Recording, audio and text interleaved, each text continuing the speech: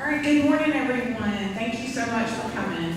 My name is Kimberly Lindley, and I'm the CIO for Cobb County Government. So we really appreciate your participation and wanting to learn about cybersecurity. So we at the county have a saying that cybersecurity is everyone's responsibility. And our first year doing this, we just opened this up for county employees. And with the partnership of Commissioner Richardson's office, District 2 Commissioner, we were able to open it up to the public so we can not only educate our employees to help protect our network and our county data and your county data, but we can also help the citizens that we serve help protect your own data and your personal lives. So although cybersecurity is everyone's responsibility, we do have a wonderful cybersecurity team that I want to introduce real quick that's helped in planning all of this. We've got Mike Bell, he is our cybersecurity manager, Nate Goddard, Kaylee Henning, recently married, so I was like, I gotta get it right. I was going to say Lauren Bruce. I know, I was going to say Lauren Bruce. Lauren Burns, Butch Bentley, and Jeremy Smith. So these are the guys that they are behind the scenes protecting our county network all day, every day, pretty much 24/7. And I want to also thank our sponsor for this event, Cisco. They sponsored us 3 years in a row. So yay, Cisco. And Jeremy is our rep over there who's getting set up, and they will also be bringing lunch in a couple of hours. So if you can stay for lunch, please do. I know it's an all-day thing and it's hard to get away from work all day, but if you can stay, we would love to have you stay. So I want to introduce Kevin now. Kevin Redmond, he is the cabinet chair for Commissioner Jerica Richardson, who's been an integral part of planning this. Oh, a little loud, okay. It's been an integral part of planning this event with us as well. We have some great speakers that are going to inform you on ways to keep yourself safe. Unfortunately, this is getting harder and harder every day. Cybersecurity attacks are getting more frequent, and they're finding better ways to trick you into putting in your information, sharing your passwords, scaring you into, I have your data, your bill is late, whatever. There's always a new threat coming out. So the information that you're going to learn today, hopefully you can take away some tips to help protect yourself. And I'm going to turn it over to Kevin, and he's going to introduce our speakers. And also want to add one more thing about the raffle. So you all have puzzles on your seats. If you complete the puzzles, if you'll turn those in to this table right here before you leave, make sure on the raffle you write your name and your phone number where you can be contacted if you're not going to stay all day. We have 6 raffle prizes. We've got some gift cards, several gift cards, but we'll do the drawings at the end of the event. So just make sure that you remember to put your name and phone number on there. Okay? All right, go ahead, Kevin. Thank you, Kimberly. So hi everyone, my name is Kevin Redmond. I am a volunteer on Commissioner Richardson's in her office as a cabinet lead, but also during the day, I sell software for a company called Splunk. It's a cybersecurity analytics software that we were just purchased by Cisco. So thank you, Cisco. This is my new corporate father. Thank you very much. I appreciate it. But I spent a decade. I spent 3 or 4 years at Splunk and a decade at IBM. So I've spent a lot of time in this space. But I've also just been, a person living in this world, and I've seen people like my mom. I've had some really close friends. I've had even my wife get cyber attacked at some point, right? So I think one of the largest issues that I've seen with all of them is that there is maybe some shame in getting attacked and not wanting to share their experience or not wanting to let people know that they may have been victims of fraud. So what we're hoping to do today is kind of break through that, show you how to prevent these types of attacks, show you how to have just kind of better hygiene around your personal information, but also who to contact in case something might happen. So we have the sheriff's office here, the district attorney's office, and other resources that are available to you as Cobb employees, as Cobb residents, who are here to help you get through any kind of potential attack that might have happened. So please do ask questions. Please do not be ashamed to ask something that you may think is question. We're here to help in any way that we possibly can. I see these attacks come at me personally every single day, whether it's via text, via email. It's kind of a scary world out there right now. Does anybody have any topics that you want to make sure get covered today? Does anybody have anything that's top of mind that you're worried about right now? All right, good morning, everyone. Thank you so much for coming. My name is Kimberly Lindley, and I'm the CIO for Cobb County Government. So we really appreciate your participation and wanting to learn about cybersecurity. So we at the county have a saying that cybersecurity is everyone's responsibility. And our first year doing this, we just opened this up for county employees. And with the partnership of Commissioner Richardson's office, District 2 Commissioner, we were able to open it up to the public so we can not only educate our employees to help protect our network and our county data and your county data, but we can also help the citizens that we serve help protect your own data and your personal lives. So although cybersecurity is everyone's responsibility, we do have a wonderful cybersecurity team that I want to introduce real quick that's helped in planning all of this. We've got Mike Bell, he is our cybersecurity manager, Nate Goddard, Kaylee Henning, recently married, so I was like, I gotta get it right. I was going to say Lauren Bruce. I was going to say Lauren Bruce. Lauren Burns, Butch Bentley, and Jeremy Smith. So these are the guys that they are behind the scenes protecting our county network all day, every day, pretty much 24/7. And I want to also thank our sponsor for this event, Cisco. They sponsored us 3 years in a row. So yay, Cisco. And Jeremy is our rep over there who's getting set up, and they will also be bringing lunch in a couple of hours. So if you can stay for lunch, please do. I know it's an all-day thing and it's hard to get away from work all day, but if you can stay, we would love to have you stay. So I want to introduce Kevin now, Kevin Redmond. He is the cabinet chair for Commissioner Jericho Richardson, who's been an integral part of planning this. Oh, a little loud, okay. He's been an integral part of planning this event with us as well. We have some great speakers that are going to inform you on ways to keep yourself safe. Unfortunately, this is getting harder and harder every day. Cybersecurity attacks are getting more frequent, and they're finding better ways to trick you into putting in your information, sharing your passwords, scaring you into, I have your data, your bill is late, whatever. There's always a new threat coming out. So the information that you're going to learn today, hopefully you can take away some tips to help protect yourself.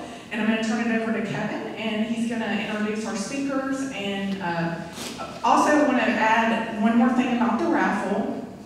So you all have puzzles on your seats. If you complete the puzzles, if you'll turn those in to this table right here before you leave, make sure on the raffle you write your name and your phone number where you can be contacted if you're not going to stay all day. We have 6 raffle prizes. We've got some gift cards, several gift cards, but we'll do the drawings at the end of the event. So just make sure that you remember to put your name and phone number on there. Okay? All right, go ahead, Kevin. Thank you, Kimberly. So hi everyone, my name is Kevin Redmond. I am a volunteer on Commissioner Richardson's in her office as a cabinet lead, but also during the day, I sell software for a company called Splunk. It's a cybersecurity analytics software that we were just purchased by Cisco, so thank you, Cisco. This is my new corporate father. Thank you very much, I appreciate it. But I spent a decade, I spent 3 or 4 years at Splunk and a decade at IBM, so I've spent a lot of time in this space, but I've also just been, a person living in this world, and I've seen people like my mom, I've had some really close friends, I've had even my wife get cyber attacked at some point, right? So I think one of the largest issues that I've seen with all of them is that there is maybe some shame in getting attacked and not wanting to share their experience or not wanting to let people know that they may have been victims of fraud. So what we're hoping to do today is kind of break through that, show you how to prevent these types of attacks, show you how to have just kind of better hygiene around your personal information, but but also who to contact in case something might happen. So we have the sheriff's office here, the district attorney's office, and other resources that are available to you as Cobb employees, as Cobb residents, who are here to help you get through any kind of potential attack that might have happened. So please do ask questions. Please do not be ashamed to ask something that you may think is maybe a basic question. We're here to help in any way that we possibly can. I see these attacks come at me personally every single day, whether it's via text, via email. It's kind of a scary world out there right now. Does anybody have any topics that you want to make sure get covered today? Does anybody have anything that's top of mind that you're worried about right now? I'll be on the side to also answer any questions that you might have. So, without any further ado, let me introduce our investigators, Investigator Munoz and Schleiss from the Sheriff's Department. They're with the Forgery and Fraud Unit of the Criminal Investigation Division that's assigned to the responsibility of investigating forgery, financial transaction card theft and fraud, identity fraud, theft by taking, computer crimes, and criminal intent to obtain firearms. So I'm going to pass this over to you.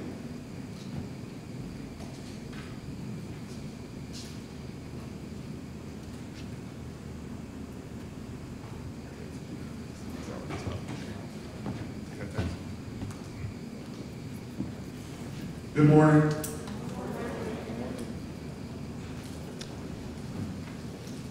As he said, I'm Investigator Kevin Schleiss. I've been with the Sheriff's Office 27 years.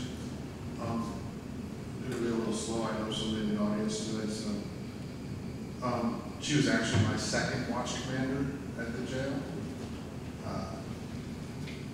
I've been in fraud and forgery for 7 years. Pedro and I started up there together. I say I'm senior because he takes a lot of time off to go to Spain. But other than that, Pedro Munoz, as my colleague said, I've been with the Sheriff's Office 16 years. We're both senior investigators in the unit, and we train the new investigators that come into the unit.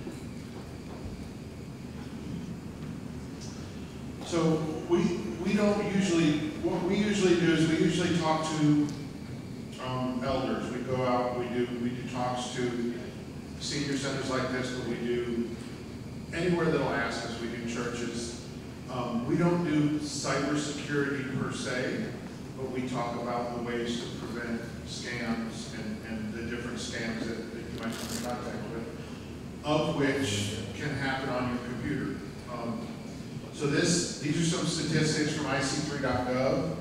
IC3.gov is the Internet Crimes Division of the FBI, and it's basically a database that keeps statistics of reports that they take in. So in the last 5 years, you can see that in 2019, there were just under 500,000 complaints with 3.5 billion in losses. And then in 23, there were 800 to 80,000 complaints with $12.5 billion in losses. It just continues to go up. Since its inception, IC3.gov has taken over 8 million complaints. The average daily complaints is almost 2,500 complaints a day that they receive. And these are more statistics still from the FBI, IC3.gov. Georgia was ranked 11th for complaints in 2023 and 9th for losses, in 301 million in 2023. We're going to start out talking about identity fraud, and as my colleague says, our purpose, what we're hoping for in the short time we have together, is that we share some information with you that you can share with others, so that you lessen the chances of you becoming a victim of, or they becoming a victim of a fraud. Whether it's through a cyber attack or a phone scam, they share a lot of common denominators. The ultimate one is to get at somebody's money, their funds, their savings. And whether it's done online or in purpose, or in person, even when they don't get your money, part of it is getting your information, and that's one of the things we're going to discuss. Identity fraud breaks down to when somebody takes someone's personal information and uses it to their gain, and at the cost of the other person's loss.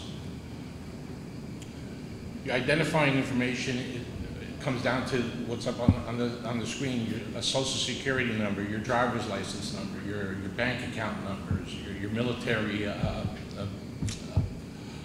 veteran numbers. Any number or piece of information that you're the only person on the face of the planet that belongs to you, that's a personal identifier. And how's that information compromised? Data breaches.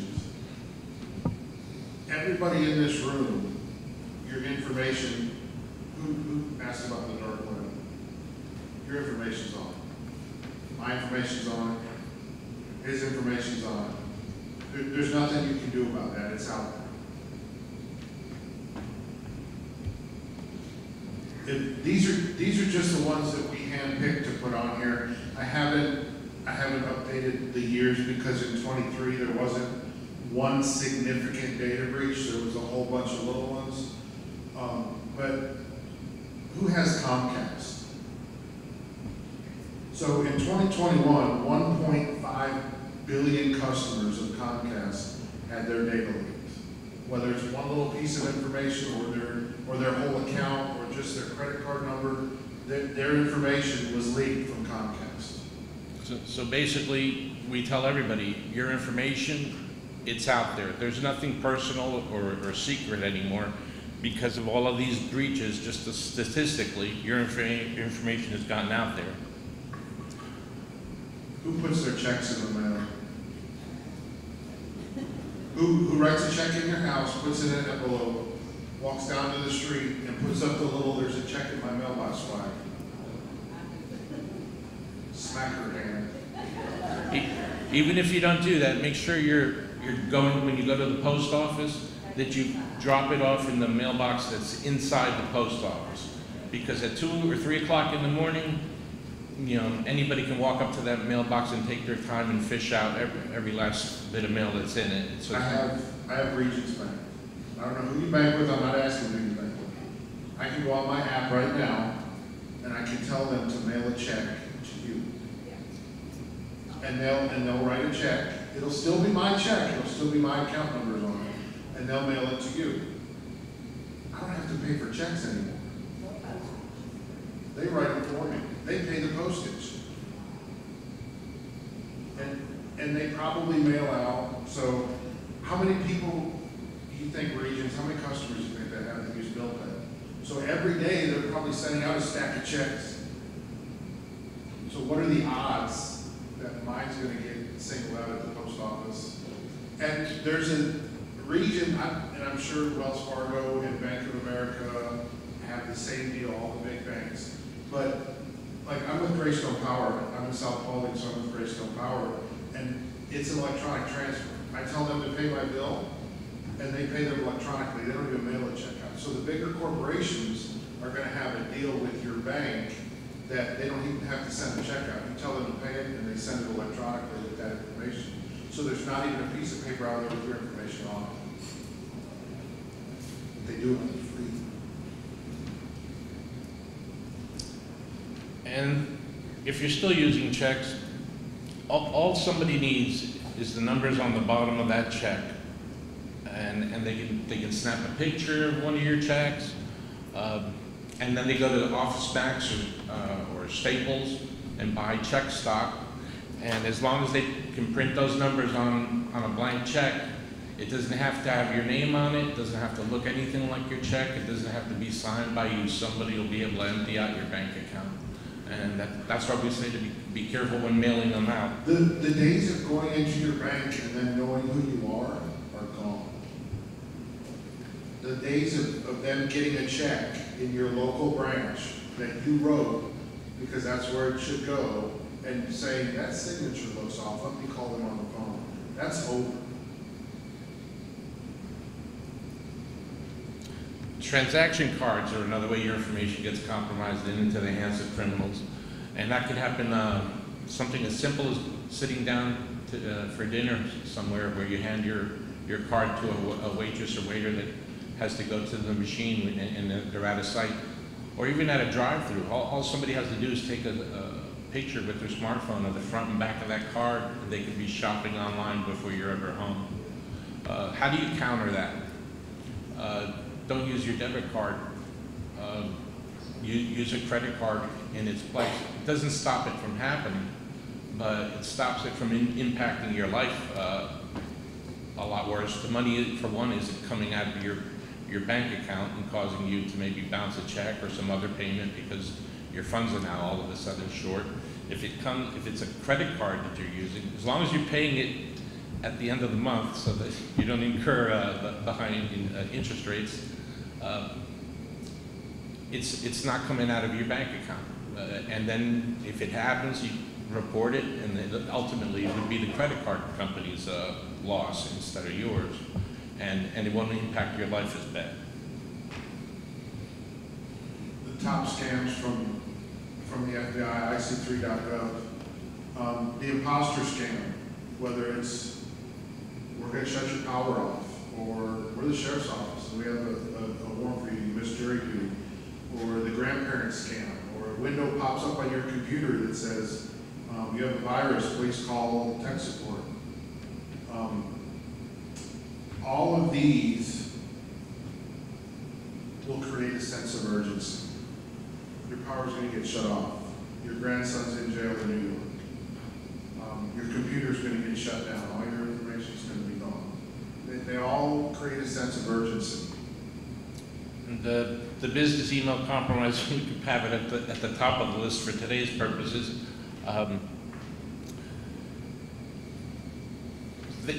They can make them look like they're legitimate businesses, somebody you do business with, your power company, your cable company, Amazon. You know, who doesn't shop on Amazon at one point or another? Your church. Yeah, your church. You have to really be scrutinize something, and if you're not sure, be really careful about clicking a link in an email, because the malware that's out there nowadays, if you happen to click on it, it'll download itself onto your computer and collect all sorts of information, and you'll never know it's there until money starts coming out of your accounts. Cobb County's IT department is pretty good at instilling in and they're doing something like what we do. It's the best way to fight this fraud, cyber fraud, is through awareness, making you aware of it before the fact. Because if you don't know about it and you click on it or you answer that phone, they get your information. So making yourself as knowledgeable as possible is your best defense. We say this all the time. No government agency will ever ask you for a payment in the form of a gift card. We get people every day, as we're speaking right now, there's probably somebody at our fraud window that's a victim of one of the many scams that are out there, and their method of payment was a gift card. A gift card is just what the name says. It's a gift. If you're going to somebody's birthday, an anniversary, something, it's a gift. If somebody's asking you to pay them for a service with a gift card, what they're doing is asking you to pay them in a method that can't be traced. Once you give somebody the numbers that are on the back of that gift card, you can do that over the phone, which a lot of scammers end up getting out of their victims. They can be anywhere and get the money off of that card. And if you report it to law enforcement, we're at a loss to try and figure out where that money got taken. All of these money transfer apps are legitimate apps. Cash App, PayPal, Venmo, Facebook Pay, Zelle, and Apple Pay.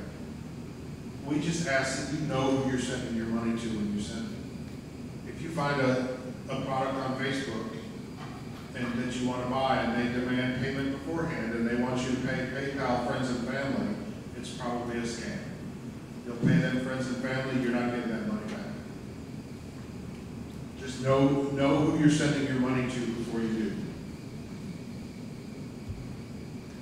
The same thing goes for money orders, just like the previous slide. These are all fine methods of getting funds from your hands into somebody else's. But just like with the apps, like Venmo and Cash App, as long as you know the person you're sending the money to, and by know I mean you know their complete legal first and last name, where they live, that you know them. And the reason behind that is that you can open up an account, like to go back to the previous slide, you can open up one of those accounts right now sitting at your chair online, and you can use fictitious information.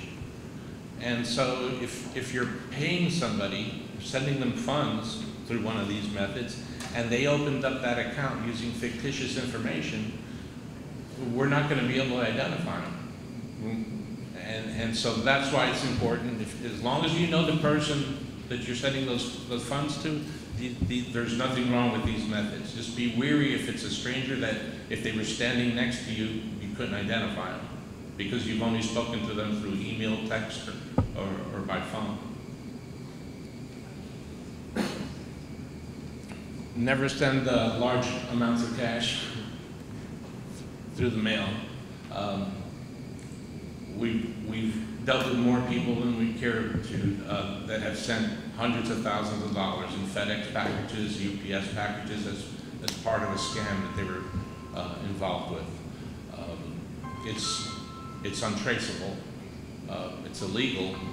You're not supposed to send money through the mail unless it's, I guess, a few dollars in a birthday card or something like that. But never do that.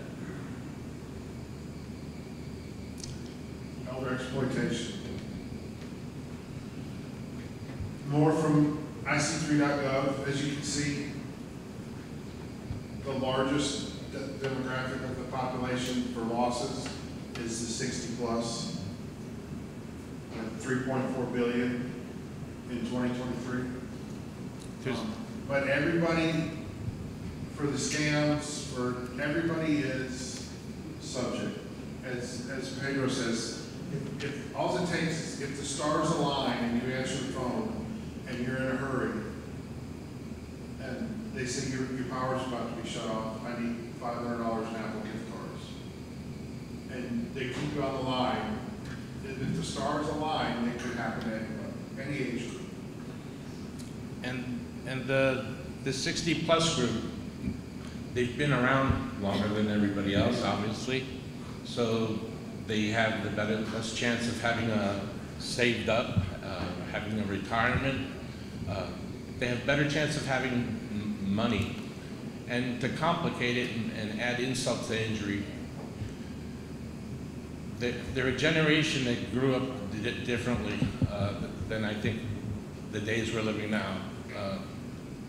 Their word, their handshake, and their signature all carried the same weight. They're very trusting, and which makes them that much more exploitable to the criminals nowadays. They're unethical and immoral. Exploitation is the illegally or improperly using a disabled adults or elder persons in Georgia that's 65 plus, or that person's resources through undue influence, coercion, harassment, duress, deception, false representation or pretense, or other similar means for one's own or another person's profit or advantage. The biggest one on this list is family.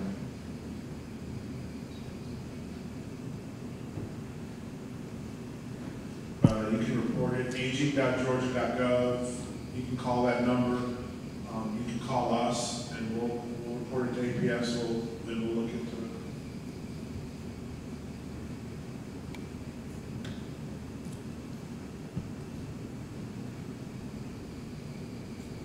what to do, regardless of how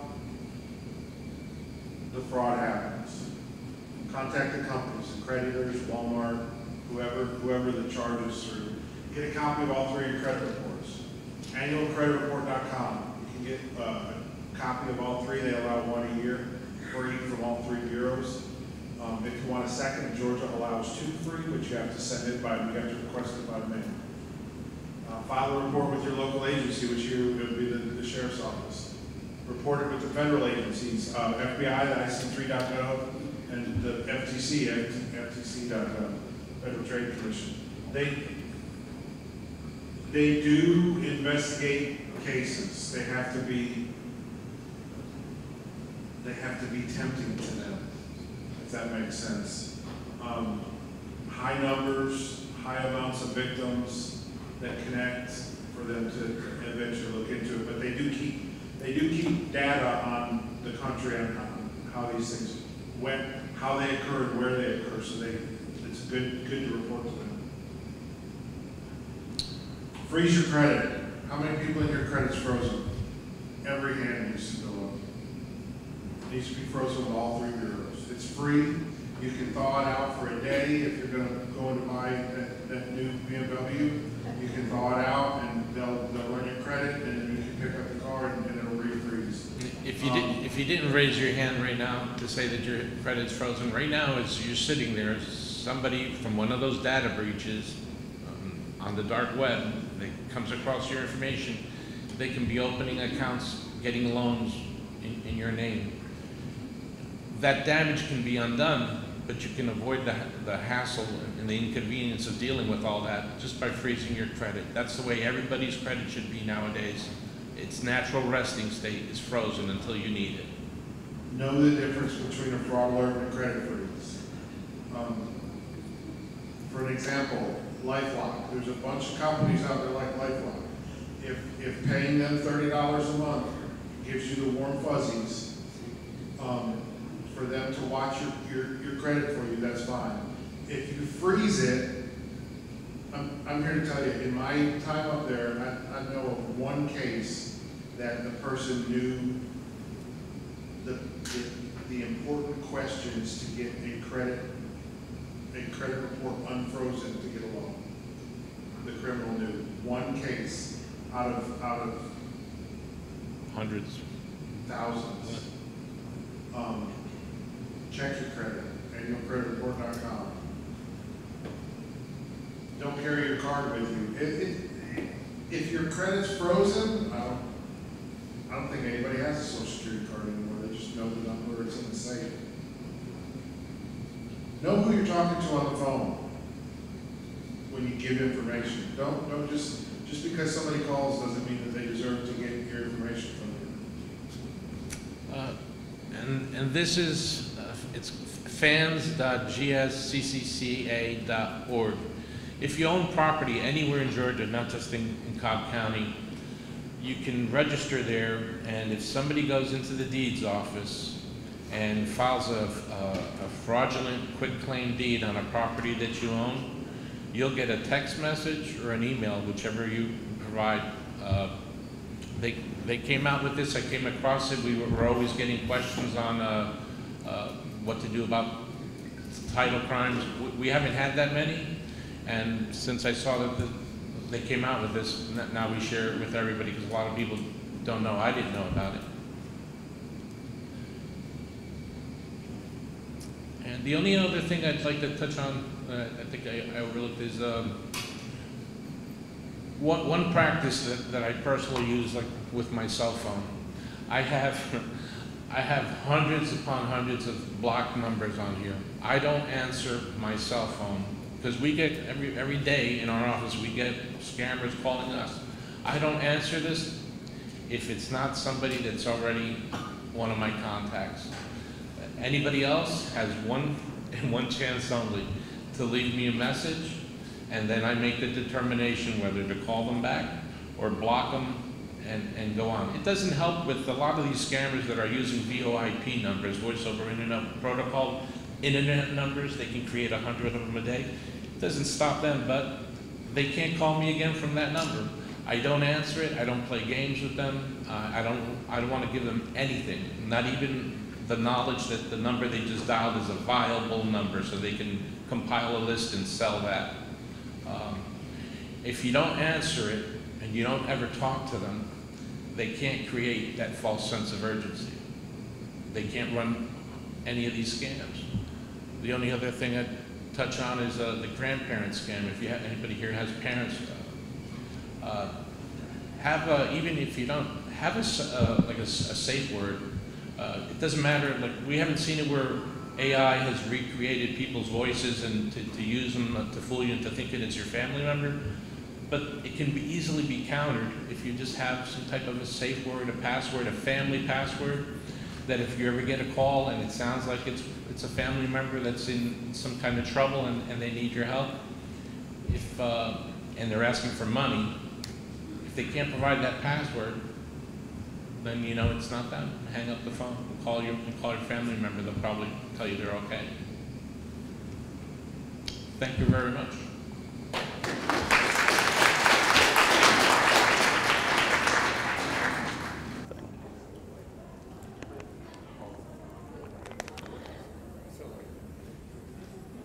And the room goes silent. We're back. It's 11 o'clock. I'm really cranky that I left my clicker at home. It's sitting right on my desk. Sitting right on my desk. Yeah, I've got one. Here to help you if you can. I got one at home, still in the box. From KSU, Dr.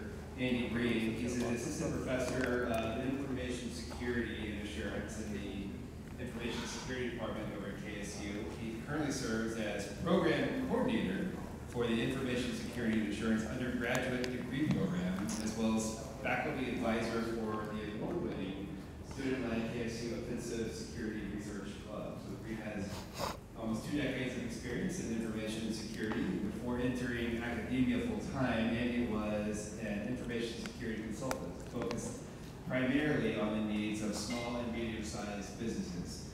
Before that, Green worked in the healthcare IT field, where he developed and supported transcription interfaces for medical facilities throughout the U.S. So with that, I would have to introduce Dr. Andy Green from KSU.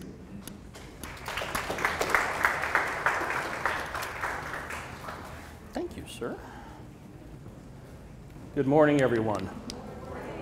Wow, you actually respond. This is much different than my undergraduate students who just sit there and go, huh? So we're off to a good start already. I appreciate the invitation. Let me put this drink away real quick because I will drop it otherwise.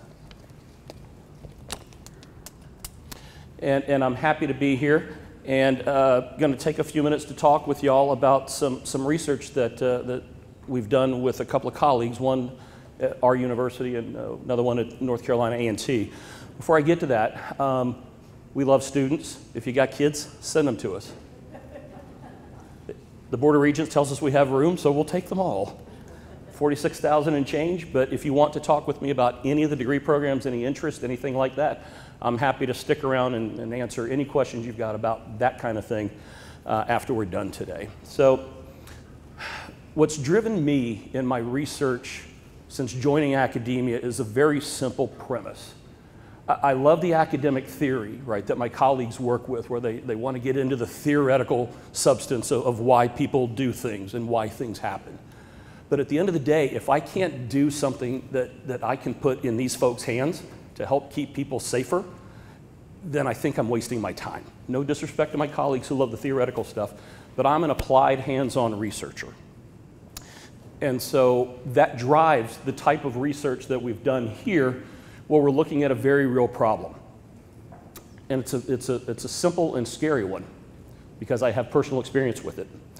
Imagine, if you will, that somebody finds a problem with a payment website in Cobb County. Now, I'm not picking on Cobb County, we can substitute any county in. But imagine that somebody finds a problem with the payment website, such that it leaks data. It leaks data about you as a citizen. It leaks data about your payments, your payment history, maybe your credit card data, right? That's the kind of thing that scares me, keeps me up at night, because we live on the web, right? The internet is synonymous with the web, and that's where we live, and we've got all of these applications that are public-facing that we interact with, that we trust these organizations to do a good job of protecting. We trust the people who built that software to do a good job with it. And sometimes they miss the mark for whatever reason. And we end up with things where voter registration data for the entire state of Georgia gets leaked. A few years back, is that ringing a bell for anybody? Yes. Yeah. Don't ask me how I was involved with that. I was, right? That was one scary thing. But that's just one example, right? And so the question here is, if I were to find a problem on an organization's website, whether it's public, whether it's private, right? And in good faith, I want to come to that organization and say, I have found a problem. I want to report it to you so that you can fix it, you can plug it, and you can protect the data that you're entrusted with protecting. Right? Sounds great, yeah? The reality is, those types of people are often met with threats of lawsuits, threats of criminal charges. In some cases, researchers have been greeted with the literal pre-dawn knock from the FBI with a search warrant, all because they wanted to report a problem. Right? So our research looks at how we can hopefully smooth the way to make that kind of reporting easier, less confrontational, fewer fears for the researchers who find these problems. And so that's what I'm here to talk about today. Can we get down with that for a little while? Is that going to keep y'all mostly awake? Because I know I'm the last thing between everybody and barbecue, I was told at noon, right? Yeah. So I'm gonna ask you to click, yeah. So Amy and DJ and I collaborated on this, and I always have to put the disclaimer up there, right? Our research in the presentation is ours as the researchers and does not necessarily represent the views of Kennesaw State University or the University System of Georgia. If you got nothing on the live stream but that, please, we're good now. I'm covered. Okay. So, why do criminals attack websites? Well, there was an old bank robber back in the 30s who said, well, that's where the money is, stupid. It's the same thing primarily, right? Criminals, threat actors, are looking to take advantage of data that they can access from applications, right? Because there is a value to them with that. They can either sell it, they can use the data themselves to maybe create new accounts in your name, right? From a political motivation, they can use it to engage in information and disinformation campaigns, right? Then the reasons are there, right? And so as I've already lined out, vulnerability researchers, and these are folks just like you and me who just happen to have a skill set. They don't work for these organizations, they just find problems. And they play a crucial role in helping keep these things protected, because things get missed. Even if your shop, and I'm talking to the IT folks in the room, even if your shop runs vuln scans, right, you engage third parties for penetration testing, what have you, things still get missed, right? And so vulnerability researchers play a role in that ecosystem because they find things that sometimes get missed, even by the best pen testers in the world, okay? So how do we bridge the gap between me as a researcher coming to, God forbid, I find a problem with the Cobb County PD website, and I'm now able to pull down the entire officer roster. Address, emails, cell phone numbers, right? Imagine that, right? How do I report that? Right? I don't know. And so one approach that we've come up with, broadly speaking, is to create what we refer to as a vulnerability disclosure policy, or VDP. And in theory, the VDP lines out the steps that folks like me need to follow to communicate with that business, with that organization, to alert them to the problems that I've found. Sounds great, right? Right? It's just simple. We put a document out there. It's on their website. The world can see it. We're off and running. Roll Tide. I say that a lot, by the way, so sorry. But there are problems with the way that we are seeing VDPs implemented and rolled out. And we also see a lot of firms who should have VDPs in place not even looking at them. Right? So that's kind of where we are in terms of the problem that we're looking to solve. Here's the nerd stuff, right? Here's the academic theory stuff that I'm going to lose like 99% of the room, so I will make this quick and painless. Protection motivation theory is nothing more than the way an organization tries to compel its own employees to engage in certain behaviors. At a high level, that's all you need to know about PMT.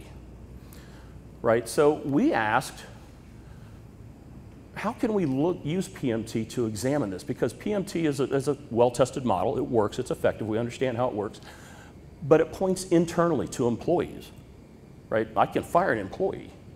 I can't fire a researcher who doesn't work for me and comes with a problem. But the model is still novel enough and effective enough that we want to see if we could tweak it, if we could change it a little bit and say, we're going to use PMT to examine how researchers feel about the reporting process. Okay?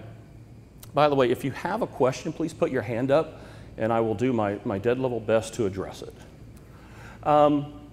So we ran a survey and asked for data from people who do this, either for a living or just do it recreationally.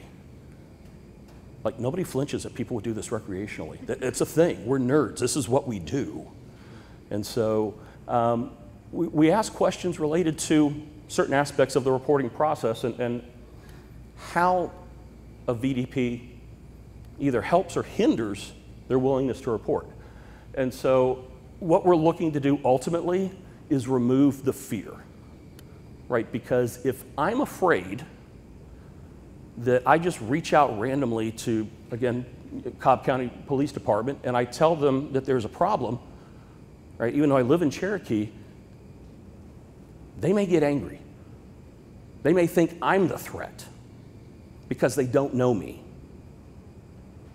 right? And so we're looking to create a bridge to allow a researcher to get to that organization without fear of legal repercussions, either civil or criminal.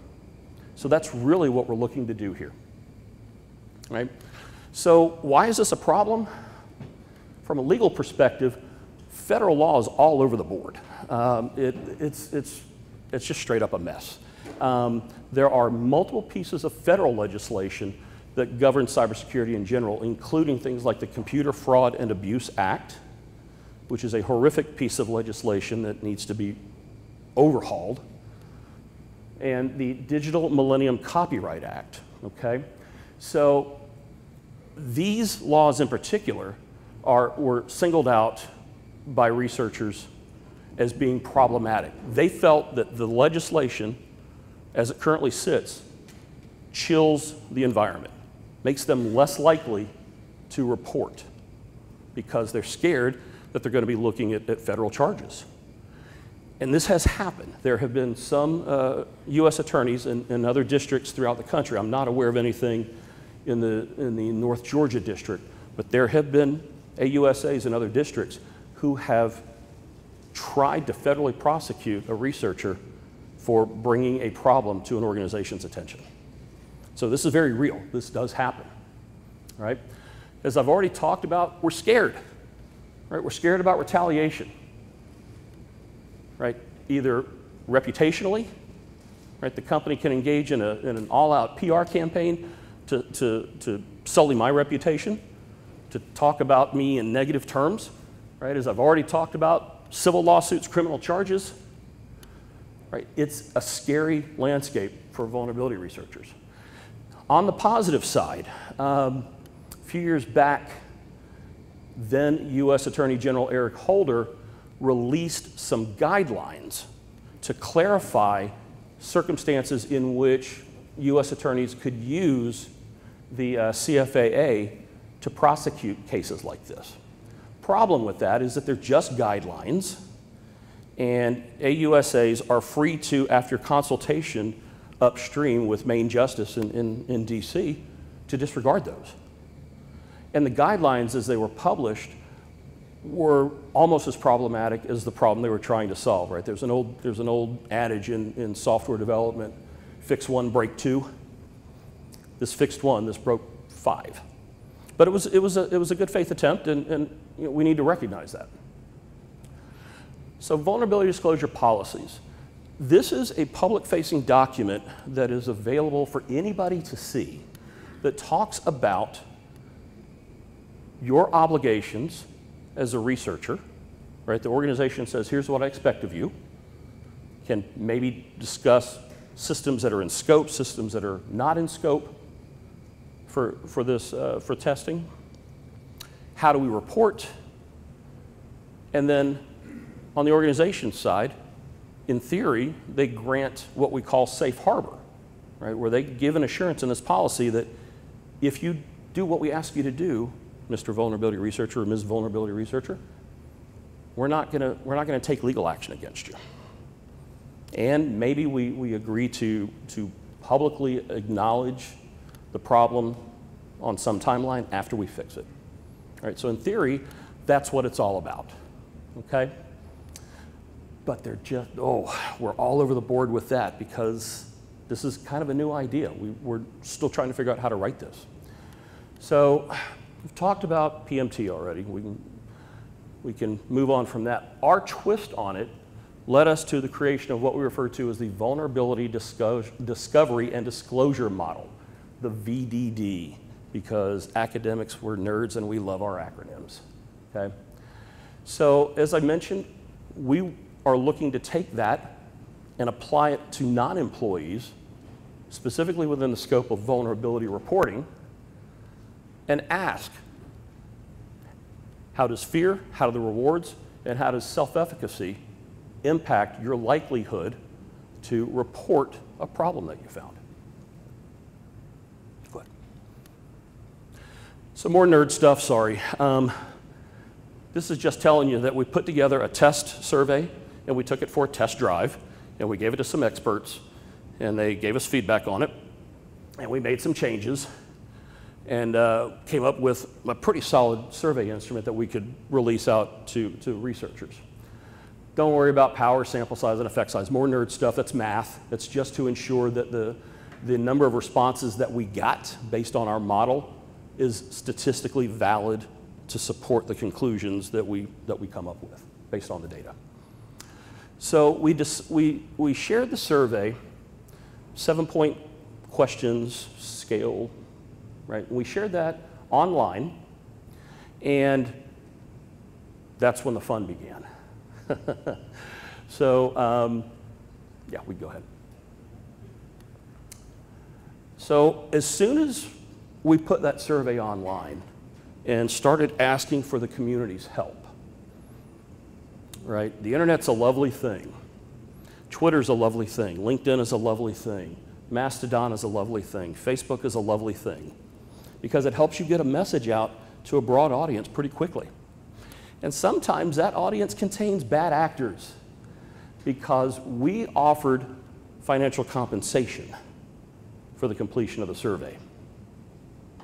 So we made ourselves a victim because threat actors created what we call survey bots or running automated processes to take the survey for the sole purpose of being able to claim the financial compensation. So within an hour of the survey going online, we had upwards, I think, of 2,000 results, which no, just no, just no. So we knew something was up.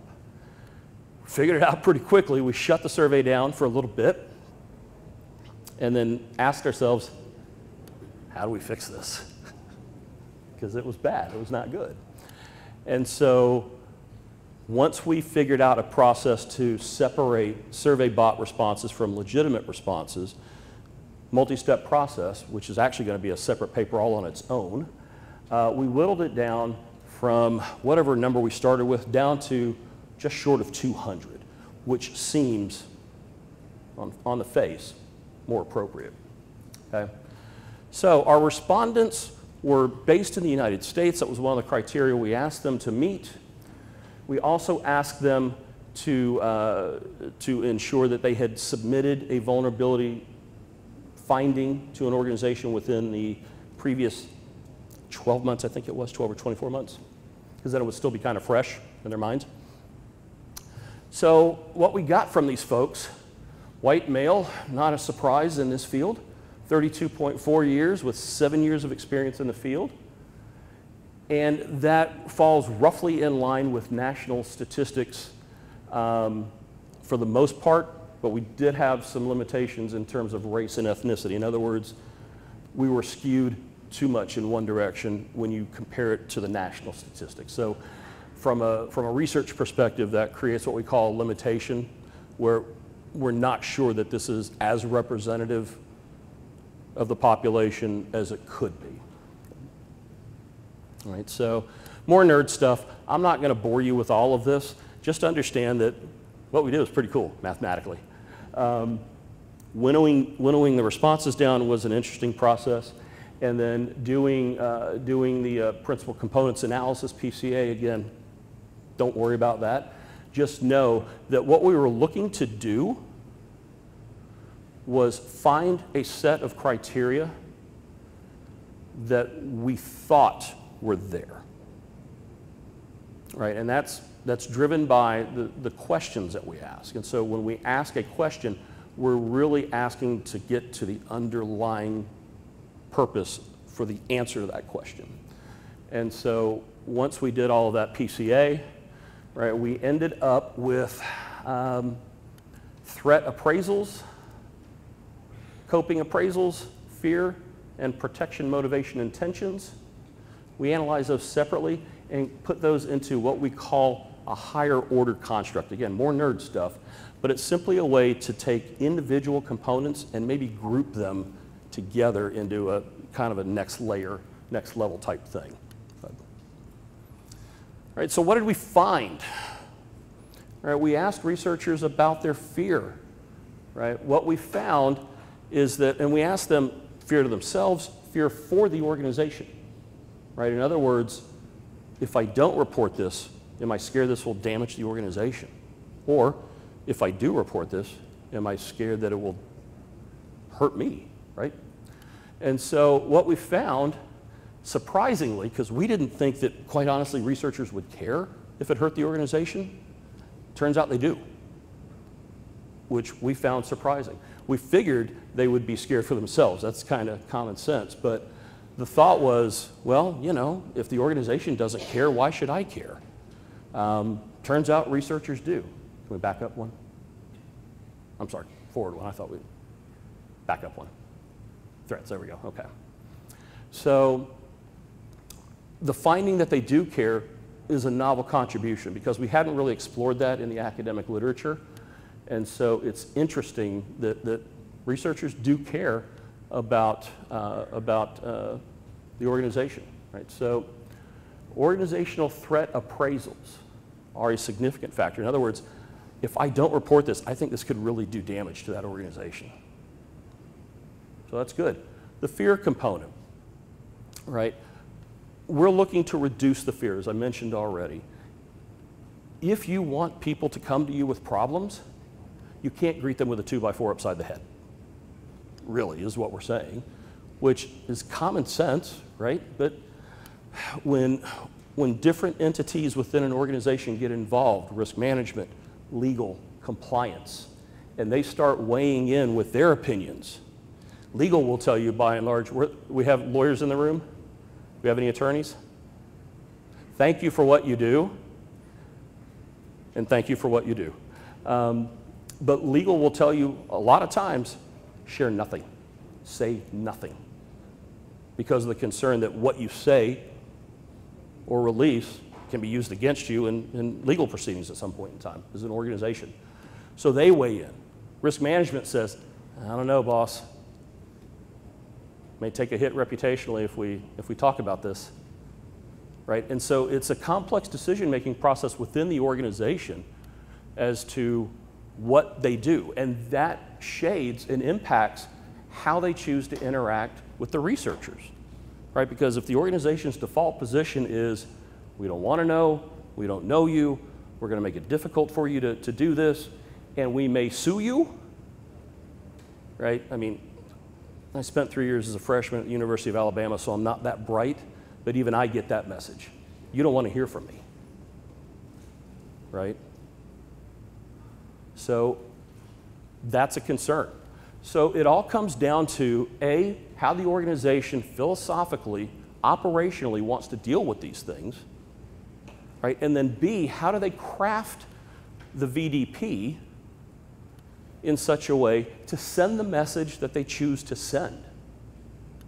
Right? If you want to do business with the researcher community, then your VDP needs to be in alignment with that. Does that make sense? And again, when policies get written, everybody weighs in again, right? Legal, risk management, compliance, sales, marketing, right? They all weigh in. And so you end up with, what's the old saying, that a camel is a horse by committee, something along those lines. That's what you end up with sometimes. And so you end up with a VDP that has a lot of words but says nothing and doesn't make the organization's intent clear about how they want to deal with this. Okay?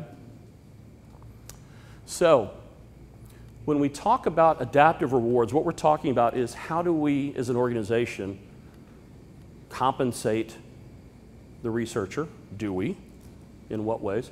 And how do the researchers feel about getting a reward? Sometimes people will turn in reports just for the sake of turning them in.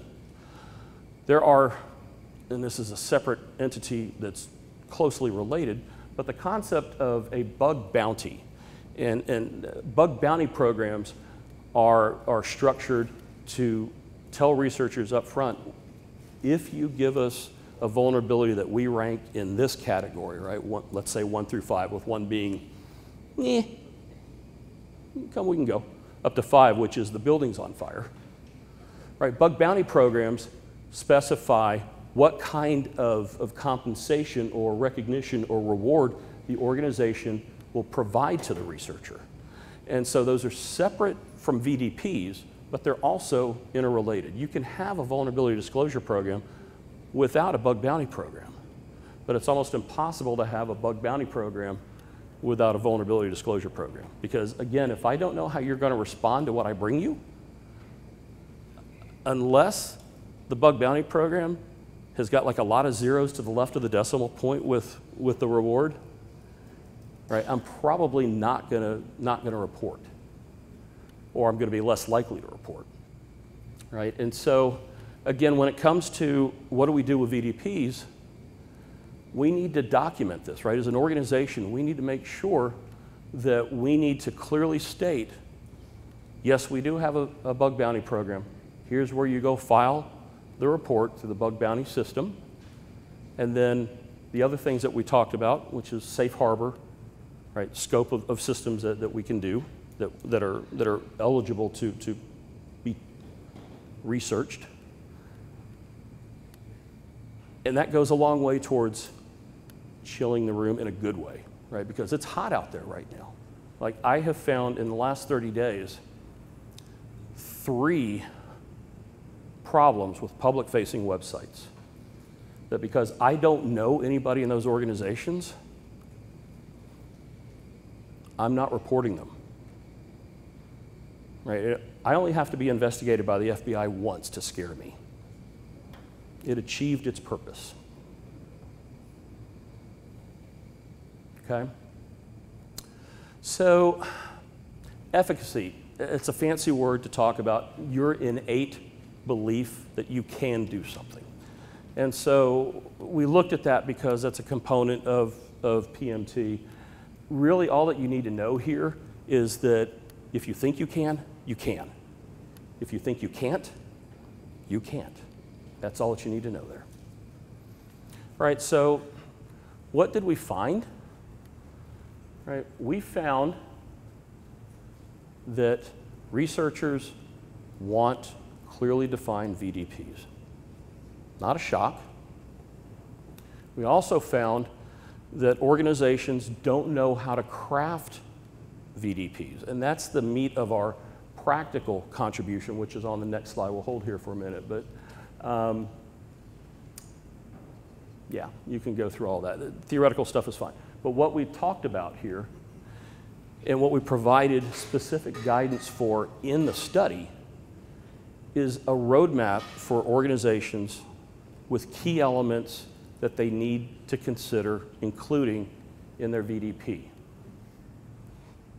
Right? And so, and by the way, even setting up a VDP is a heavy lift, because what do you do with the report once it comes in? Right? That's strictly an organizational term. Are you resourced enough to handle that?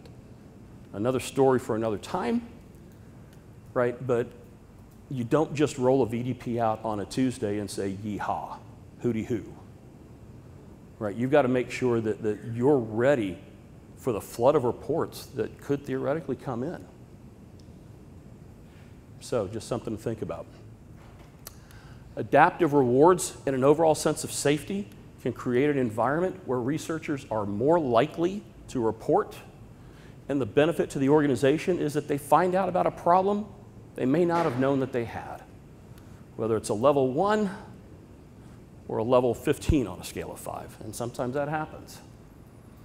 All right, the language in the VDP. Again, no offense to my attorney friends on the row, but we can't talk in lawyer terms. We have to talk in plain spoken terms. Like you and I are sitting at a table eating barbecue, and I explain to you my organization's VDP. That's the kind of language that it needs to be written in. Right? Vague is the enemy here, because vague creates uncertainty, uncertainty creates fear, fear creates the likelihood that I will not report, and that's what we're recommending that everybody try and avoid. Okay? So, some flaws with the study, because there's always a flaw with every study. Right? We ran what's called a convenience sample, which means we just threw it out there on the internet and asked people to respond, and they did, in overwhelming numbers that were mostly false. The fact that we were attacked by a survey bot is a clear and obvious problem. We believe that our filtering method for separating bot responses from legitimate responses is robust enough that we're actually going to write a paper on this. So work creates work. So go on to the next one. That's it in terms of the content and what I really wanted to talk about. My slide deck, this entire deck is available at my website, and this is my email address. And I'm happy to talk with anybody pretty much about anything except why Alabama is 5-2. It's a sore subject. So, any questions? Yes, sir. So if a user, hold on, we got a mic coming. so if the user was using a website and they're in the middle of ordering, or they're using it like normal, and something really bizarre happens, they click next and a list of user information just pops up. That would look like an error on that website or company's part. But as a researcher, if you're running scans and tests to try to find out what's going on, it would seem to me like from the company's point of view, that doesn't look any different than an attacker trying to get in, which would contribute to them not wanting to play us. Yeah, and that's a valid point and a valid concern, right? And understand that we can, as a researcher, I've got a technical skill set that allows me to do things manually without using automated tools. I can engage in certain techniques that let's stay with the website example, that I can attempt to manipulate the output that your website returns to me on the screen and use no tools to do that, depending on the underlying build and architecture of the application that's delivering the website to me, right? We call it URL manipulation. I do that all the time, right? Zero tools, right? Zero automated scans, anything like that. And the idea that simply because I am running a scan against an application has been widely found that simply running a network scanning tool, for example, is not criminal in and of itself. Looks interesting, could be, right? But then again, you have to live with the reality that any system you put out on the interwebs, it's going to get the hell beat out of it within just a few seconds. And so trying to separate and attribute a particular set of behaviors that you may have logged at the network level to a researcher, is a tough thing for the organization to do. And so having them coupled isn't necessarily what happens 9 times out of 10. It can, but it's highly unlikely. And the organization also has to understand that any public-facing system is going to take a beating, and they've got to be prepared for that no matter what. And so the benefit here is that instead of just taking the walk for a website to test it out and to do so for illicit purposes, right, I'm doing this to try and help, right? And at the end of the day, that's really what it all comes down to, is the organization's willingness to engage in these conversations and to be willing to acknowledge that, well, maybe something we have out there isn't quite as locked down as we think it is, right? And we know that happens every day, right? Breach fatigue. Every time we turn around, another hospital has been ransomwared, another school system has been ransomwared, another organization, government agency, federal, state, local, has been ransomwared. That's the flavor of the month and has been for the last couple of years. Imagine if when the city of Atlanta was ransomware a few years back, and I was in on that early, imagine if the city of Atlanta had had a reporting process to alert them to the fact that there was a system on their network exposed to the internet that was using a protocol called Remote Desktop Protocol, or RDP. I see that face, so you understand what I'm saying. For the non-nerds in the room, that is how we remotely connect to a system and interact with it as if we were physically sitting in front of it, right? The keyboard that I'm sitting in front of physically sends keystrokes to the remote system, the mouse, all of that, okay? Security folks are already cringing because we know how horrible, bad, terrible, no good that is. And I'm not asserting that that's what happened with the city of Atlanta, but there are others who are. And I believe those people. I've seen the data. I know that there was a system running RDP that was exposed, at least one. I'm not saying that's how the threat actors got in that instance, right? But is that something that your organization would want to know? I would think so, but how do I report that? Right? I literally found the same scenario with a law firm in New Zealand. True story. It was located in a specific city in New Zealand where I have friends. I asked my friend, do you know this organization? She said, I know a secretary who works there. I said, would you make an introduction, please? And she knows me well enough to know that this isn't going to be good. So she made the introduction, and within 48 hours, their IT technician had closed RDP on the system that I found. Now, how did I find it? I found it using a commercially available tool that scrapes the internet for problems like this 24/7. I don't even have to do the scraping. I just log into this service and I get the data, which ought to keep a lot of people awake at night because there are things that are out there that are like that. Okay? So Did that answer your question? Okay. Yeah. Well, good afternoon. I hope everybody had a good lunch. Yes? Okay. I saw plenty of food back there, but I ate before I came. I hope everybody can hear me okay. Mic's in my hands. Sometimes it can get a little funny. A little hard back there? All right. So we'll use this a little bit. So I'm with the Technology-Based Crimes Unit. For those of you who don't know, we have a unit within the Cobb County Police Department. We've had this unit since 1999. So it started when digital forensics became a thing, and as well as any technology-based offenses, that's why this unit was created. Back then, it literally was a single guy with a 3.5-inch floppy, and yes, I still remember what those are as well, but sat in a closet down in one of our precincts, and that's what he did. So he went through and looked at evidence, pulled digital forensics with a 3.5-inch floppy. Now granted, we've jumped leaps and bounds since then, and I'm just here to talk about the unit, as well as some of the offenses and things that we get presently. For our unit, we fall under major crimes, which is the crimes against person unit. I have a lieutenant, myself, 5 detectives. We all kind of base ourselves in a little bit of expertise, depends on what our drive is. So I have 2 guys that do video analysis.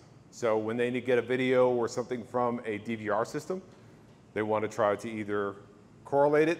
So what that means, if they go to 10 different businesses and they're trying to get a file path, or path of travel for a person of interest, they'll go through, get all that video, put it next to each other, and play it as one streaming video, which really works really well during a trial. 2 computer forensic analysts, so these guys go deeper into computers. We have one that does Mac, another one does Windows. We also have another one that had a lot of experience doing investigations, so he's kind of my go-to for that, and he helps with mobile device forensics. We are partnered with the United States Secret Service. We have been with them since 2017 when I came over to the unit as a detective. What that means is we have an MOU with the Secret Service. We go out and let's say an agency in North Georgia that doesn't have this capability needs help. Secret Service will call us, hey, can we spare anybody? Yep, we go. With this partnership, we've also gone out to Floyd County for the past 2 years where we set up a team of about 15 to 20 people. And they have a bunch of cyber tips and things that are backlogged over the year or over a couple of years. We go out and for 3 days, we do nothing but help them with forensics, respond to scenes, help with investigations, and do search warrants all throughout Floyd County. So those are different partnerships we've been able to establish.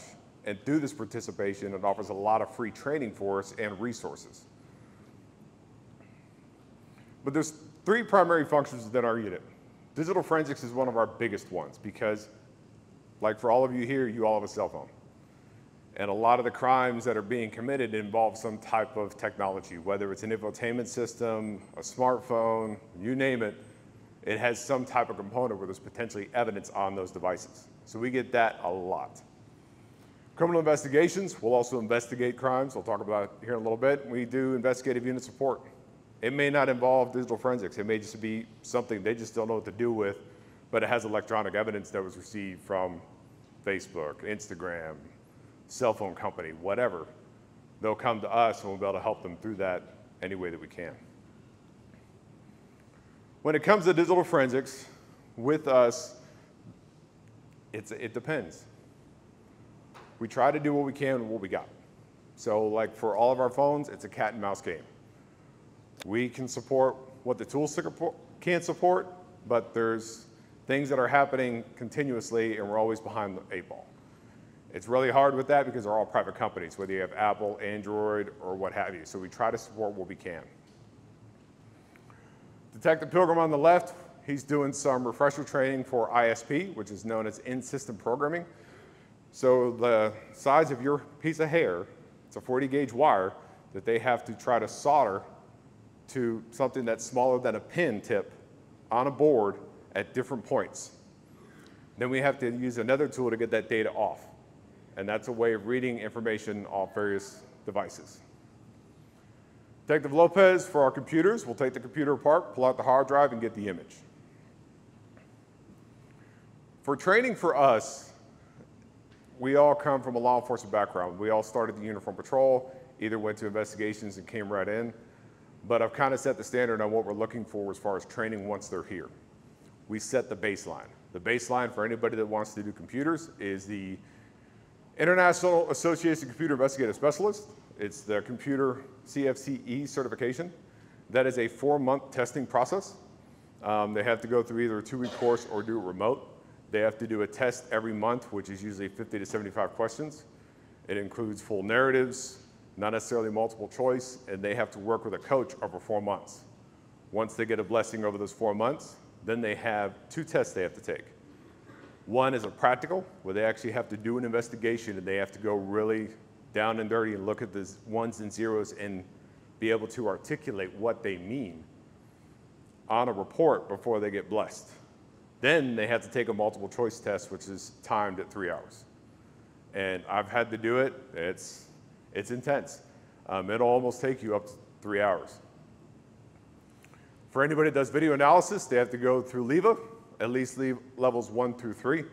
This teaches them how to deal with any DVR, whether they're using an Adobe Photoshop or whatever to, I don't like using the word enhance, but that's the most understandable word. But again, we're not CSI like Hollywood can do it. It's what we're given, what we can potentially do. If the video doesn't look that great, we don't have a magic button that kind of does what Hollywood does and kind of turns into this pretty picture. We can only work with what we got. We have tool-specific training with Celebrite, Sanderson SQLite, as well as NCFI. With NCFI, it does computers, mobile, network intrusion for like ransomware events, things of that nature. We'll get training in that, as well as vehicle forensics. But with the partnership we have, for a B-Cert class, it costs the student about, I think it's up to like $30,000 plus. So that student goes away from us for 6 weeks. That detective comes back with a new computer workstation, a laptop, an imaging station, licensing from various tools, which usually average anywhere from $3,700 to $4,000. So with this partnership and us supporting all these agencies and having this MOU, we're able to go to this training at no cost to the county. So it's a really beneficial partnership that we have. For digital forensics, kind of give you an idea of how it works. So if a crime happens today, or one that we had on Tuesday, the Special Victims Unit had an offense. It was a priority 1. We believe the child was in danger. So at that point, they say, hey, we need your help. Okay, well, what are we looking at? What are we doing? In this instance, we had to go out to the scene and handle a search warrant, but we're looking for whatever electronic devices to potentially help with this case.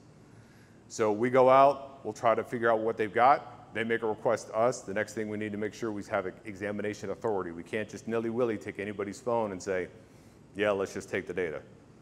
That Fourth Amendment is there for all of our protections, okay? So unlawful search and seizure, we need to have that authority. Then next thing we need to do is identify the best tool. So we have smartphones, we have computers, storage media, those USB thumb drives. Vehicle infotainment is a new one. That's one I currently support. Vehicle infotainments can get kind of interesting. Teslas, basically that giant computer screen in a Tesla, we'll go through and take photographs of that, but it logs a lot of information. For those that remember the golf course shooting, in that particular one, we had a truck that he pulled onto the golf course with. We were able to get the infotainment system stuff off of it. With that, it showed when the doors opened, when they closed, when the passenger door opened, when the passenger door closed, what was the location for the past 6 months of that vehicle, what did it travel, where had it gone, what devices were connected. All that information just from that system that you have in your car that runs the radio. So there's a lot of information there that could be used as evidence in cases. Internet of Things, those could be a Wi-Fi plug, light bulb. All of these things could potentially have data. For a lot of the light bulbs, if we have a scene, it can log what's called an International Mobile Equipment Identifier, IMEI, from a phone, place somebody at a scene that may have otherwise said they weren't there. So that's data that we could potentially get. These are the different tools that we utilize: Celebrite, volatility for memory, but these are all different things that we currently house. So those are the different ones. It all depends. So for Celebrite, works really good on phones, but it may be having a bad day. We may be using magnets. So like I said, it depends. There isn't necessarily a concrete way, here's a phone, this is how you have to handle it. So it gets it could become challenging at times. Right now I have a phone I've attempted close to 20 times in a day. The tool developer says, hey, keep trying. So it just takes time. For us working in the digital forensics field, we don't just go shoot from the hip and do what we want. There's a standard. That standard that we go by is the Scientific Working Group of Digital Evidence. It was initially formulated back in the 90s when they developed standards on developing film in dark rooms and all that stuff. But they've progressed and have their own boards on dealing with digital forensics, and they help set a standard. They have agencies from NASA, FBI, you name it, local municipalities that sit on this board, and they all put their 2 cents in. So they set the standard. So if we get anything new or anything odd, or if something changes and they change their guide, we refer to that. And that helps us out on how to process and handle these things. Most of the time, we just create a report, give it to the detective. They determine whether or not there's evidence there. They may just run off and say, we're good to go, and that's it. But we can do an analysis. Analysis can take months to weeks. Basically, for put it in perspective, I had to do an analysis on a 32 gig Kindle. It took me 2.5 months. So I had to build a profile of each user on that Kindle to determine what one user normally did versus another user and another user, and so on and so forth, to determine commonalities of when the content of interest was being created, who was potentially using it. So it takes a lot more work when you start getting into the analysis side of the house. For chip off, this is something I currently do. I'm trying to get some other folks trained up on it. This is a infotainment system. So you have your heat shields and everything underneath it, but there's a memory chip on there. That memory chip could be 32 gigs, whatever. We have to actually apply heat to it, get it off, clean up the solder underneath it, put it on a reader, and get the data that way. A lot of our vehicles, that's currently how we're doing those. Mobile phone repair, we do a little bit as far as ports, batteries, and screens. If we do get a damaged device, that we potentially, if we replace that part, could make it acquirable, because otherwise it may not work. In system programming, you saw the picture earlier, and vehicle infotainment systems. We just recently, this year, had the opportunity of getting this built out for us. It was one of the first that I was aware of in this type of size. A lot of people use bigger buses and things of that nature, but we were gifted a SUV. I said, let's build it out and see what we could do with it. So we were able to actually deploy this in Floyd County on multiple search warrants. So what it gives us the capability to do is we have a laptop with us. We're able to bring it out to a scene, pull everything out, and do everything we need to right there. We've got storage on there. We've got power. We've got a large screen monitor for looking at videos, and detectives want to see what happened or maybe get information right there live. This now gives us the capability to do that. We actually had it out on Tuesday night on a search warrant with crimes against children. So this has become a real, we've only been doing this about a year, but I think after the first couple of months, we've been going out either once or twice a month with this. And it helps us determine, like if you have an internet crimes against children case that likes using a lot of computers, and we go in and there's 100 computers, if they bring all those 100 computers in, it can take 12 to 14 hours to image 1 terabyte hard drive. But if we go out on scene, we can determine out of the 100 computers, these are the only 2 we care about. So it helps us eliminate a lot of things that we don't need to worry about as well. So it cuts down on the work later. Yeah, the biggest thing for me is the CSI effect. A lot of people call, well, just hit a button, you can get it today. No, it doesn't work that way, unfortunately. I think I had, with the newer phones, like you can get an iPhone 15, iPhone 16, and I have currently a Samsung that is 1 terabyte in size. So when I imagine 1 terabyte, imagine an 18-wheeler truck, trailer, 1 sheet of paper, top to bottom, front to back, all the way full. You can't see in there. That is essentially 1 terabyte of just documents that are potentially on this phone. So it could take us anywhere from 3 to 4 hours to get access and another 8 to 10 hours to get the data off. It really just depends. So it's not quick and easy, it really depends. So just be mindful of that. Any questions for digital forensics or on that side? All right. We do a little bit of community outreach. I really love school STEM nights. Basically taking our stuff out, pulling out our equipment, and the kids just eat it up. We went to Kemp, we did the National Night Out. So basically in this one we had a phone taken apart. They were able to use a microscope, see what's going on in that phone, those tablets they'd like to play, and just kind of see. So it interests the kids. We also talk a little about getting information, but at a lower level, as well as hard drives, for what those hard drives look like when they're taken apart. So we have a lot of fun with that. I will also go out and do internet safety presentations as they request it. It's usually referred to our special victims unit. But basically that's teaching parents, teachers, kind of how to protect their kids when they're dealing with something online, or how to help them with the phone. They just got that phone, things of that nature. For investigative support, basically if we had one case where I think it was 5 terabytes that they got from Apple iCloud. So imagine 5 semi-trucks now, and that detective's going, where do I start? We'll step in, figure out what they've got, run it through our software, figure how we can aggregate it and make it a little bit more presentable and isolate it down to the things that they're looking for, as opposed to literally starting from that one sheet of paper on that first truck and working their way backwards. IP address, fraud investigations for data review and comparison. So that's taking all of these different documents that they may have on a fraud case. We'll run it in our tools, we'll run keywords, and we'll try to isolate it down as opposed to them going, I don't know where to start. All right, so the big thing, what do we do as far as investigations? What does our unit handle? We'll go out on computer trespass, and these are systems that are residing and live in Cobb. Okay, that's the big caveat. Some people call us, well, my social media account was hacked. Well, contact Facebook. I don't have legal authority over Facebook. They're in another state.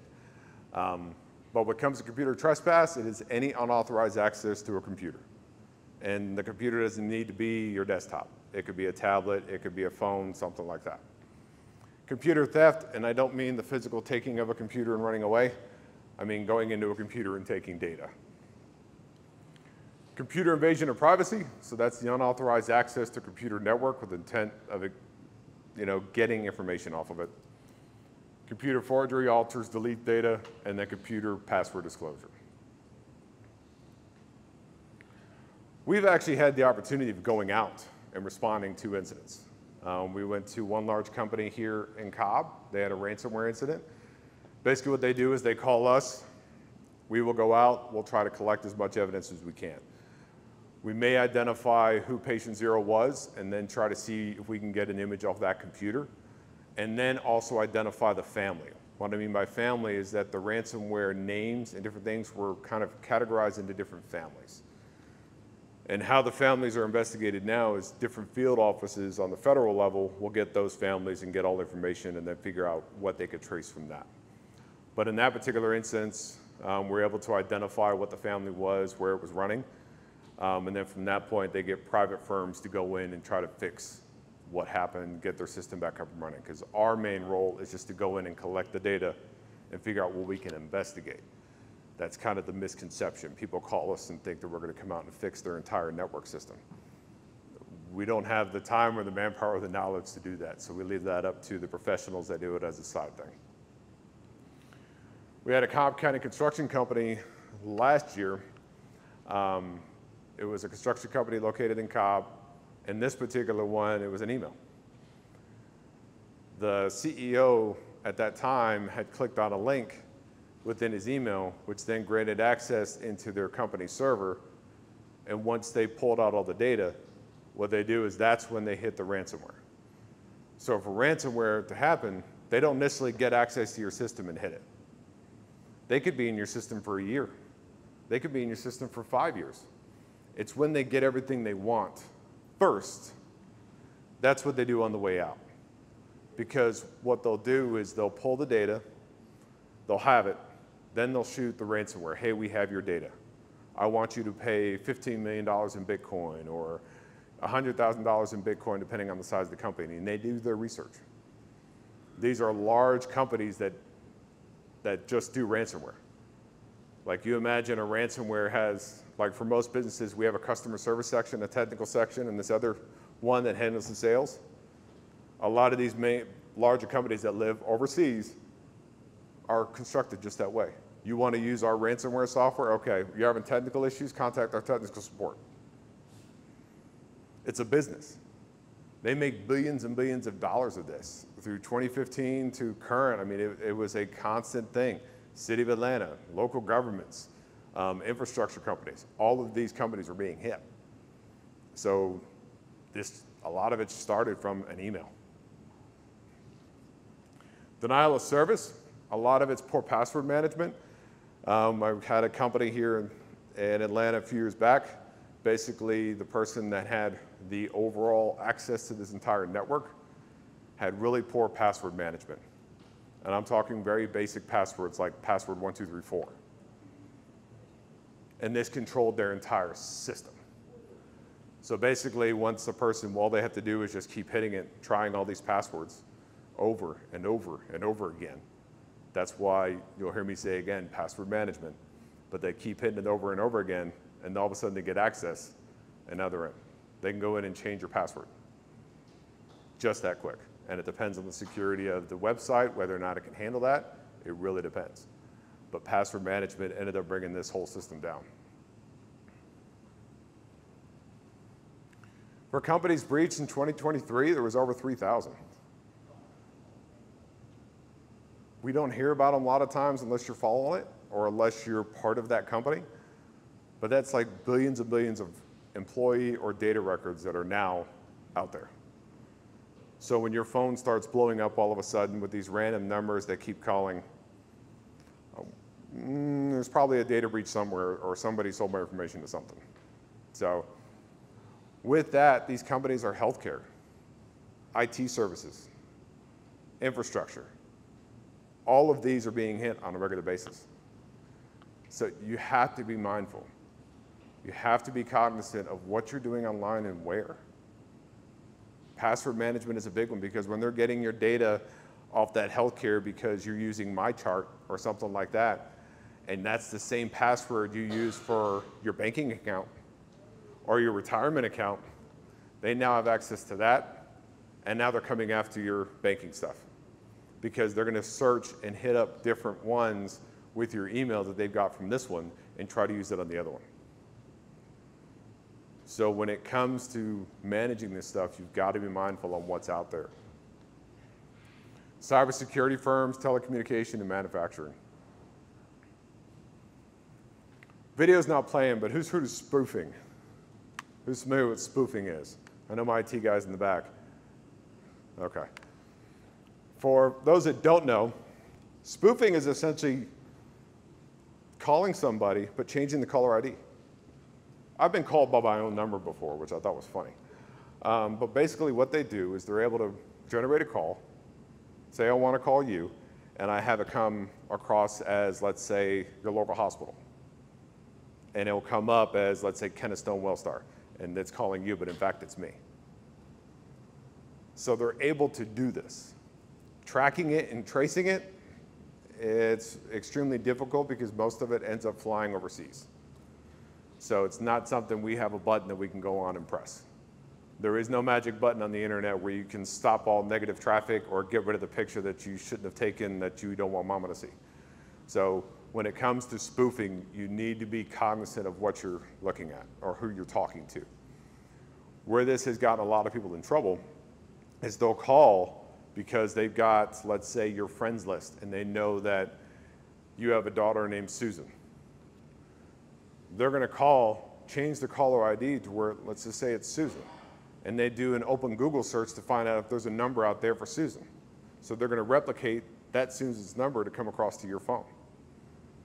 And then when you pick up the phone and they're going, Mom, I've been kidnapped in the trunk of a car. They said they won't let me go unless you pay. You got to do something right now. I need you to go to Wells Fargo. That's what they're using it for. They want to keep the pressure on you. They want to scam that money out of you. And those happen quite a bit. I love when they call me and tell me I have a warrant for my arrest. I give my address and everything, but they won't come. But when it comes to spoofing, if you're not sure and if something doesn't feel right, hang up the phone. Call that person back through your contact list. Okay? Don't just go, she's in trouble, I gotta go help. Or I got arrested, I need to get out of jail, I need to get out of jail tonight, I need a bond, I need you to go wire this money, or I need you to send this money. This is how they're getting people. There are other ways that I'll talk about, but this is one of their main ways. Okay? So when it comes to spoofing and that number comes across and all of a sudden they got your heart rate up like that and you're flustered, step back. Hey, I'll call you back real quick. And usually they're screaming, no, I can't. If I hang up, they're going to kill me or whatever. There's something wrong. And it's probably not what's being told to you over the phone.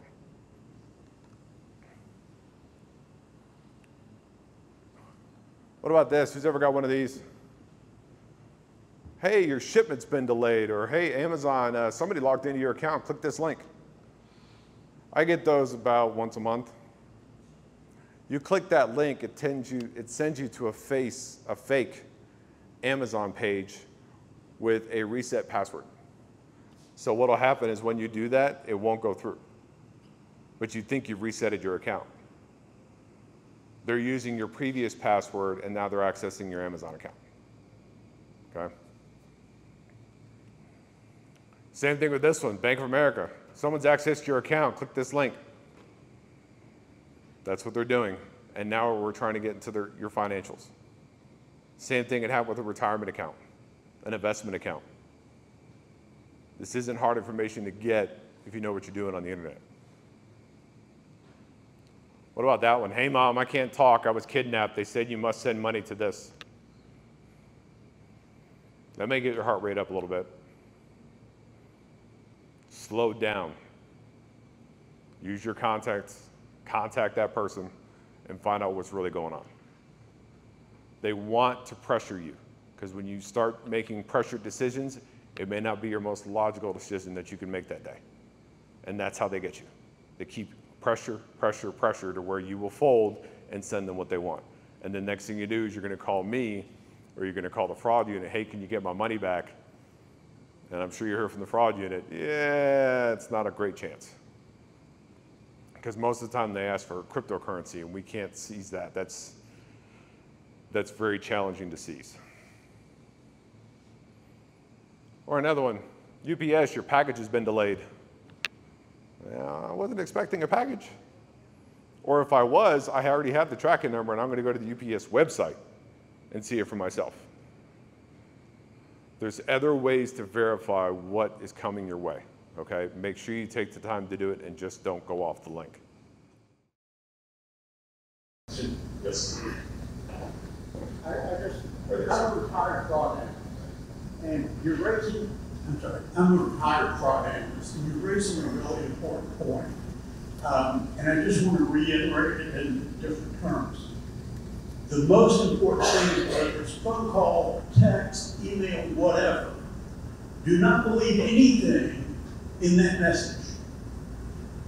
If you're getting a message that says you've got suspicious activity on your credit card, pull out your credit card and call the phone number on the back of your card.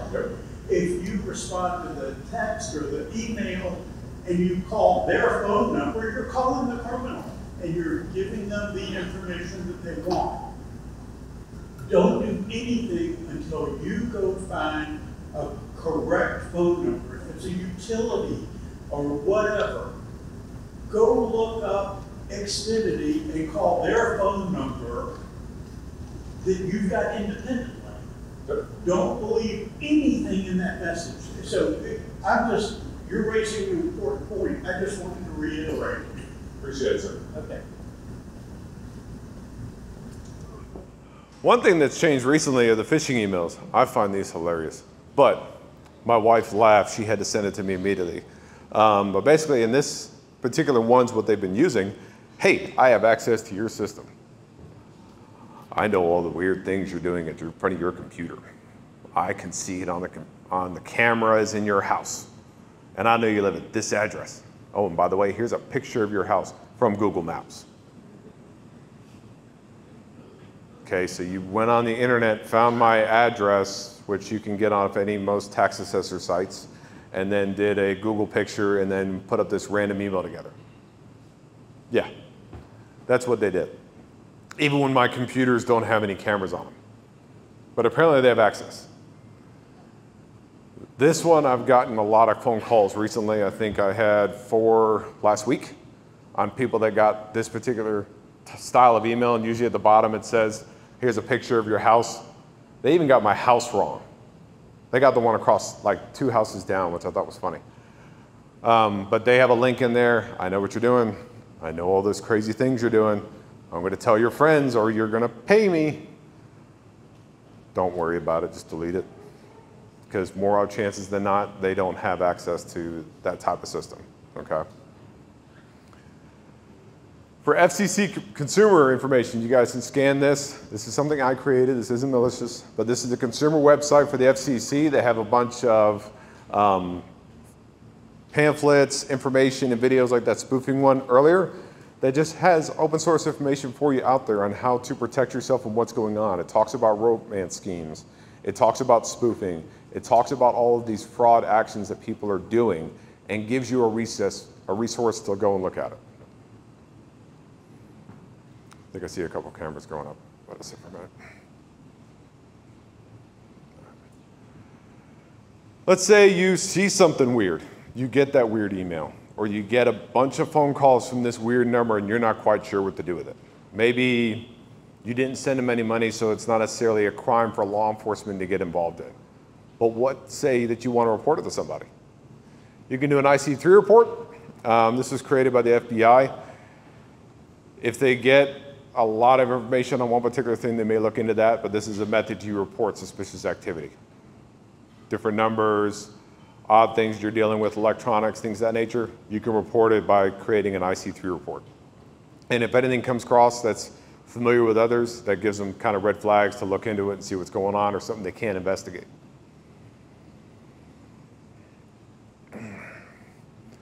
All right, we got to a checklist. We've talked about the different offenses. There are so many out there. I could talk to you guys for hours about different crimes, but those are the main ones that I get on a regular basis. But some of this checklist can help mitigate that risk to you, okay? Periodically change your passwords. That password that you use that's, let's say Susan's birthday when she was born 10 years ago, you're still using it for an account today, I'll tell you no. Change it. There's different password manager software, and it's basically, Apple has it built in, you have LastPass, you have Dashlane, all of these companies out there that offer a password management service. They'll help generate random passwords, they'll help manage it, they'll help log it, or you can do what my mom does, she keeps a little black book and she manually does them every time. Either one works, but you've got to go through and change them. Do not leave them being the same ones you've had for the past 6 years, especially healthcare, financial, retirement accounts. Those main things is what they want. You need to be mindful on your password management. And get away from just using words and numbers. Throw in random symbols. Yes, sir, in the back. Some of them are doing 2FA. I noticed, I think it's Medicare, it is not currently, but everybody should have 2FA because with Apple, it'll have that code built in to where it'll automatically tell you what your code is. So if you want to know what your 2FA, Microsoft Authenticator, Google Authenticator, all have different software set up. For us in the county, we have our own as well. So 2FA is a big one. Can you explain what two-factor authentication is? That's me over here. Yes, okay. So let's say, it's like that is a random weird voice that was coming from somewhere. But what two-factor authentication is okay, so I'm so-and-so, I know the username and password. I'm here, okay? But they want to make sure I am who I say I am. So they'll use different methods to verify you are that actual user. You can use your phone.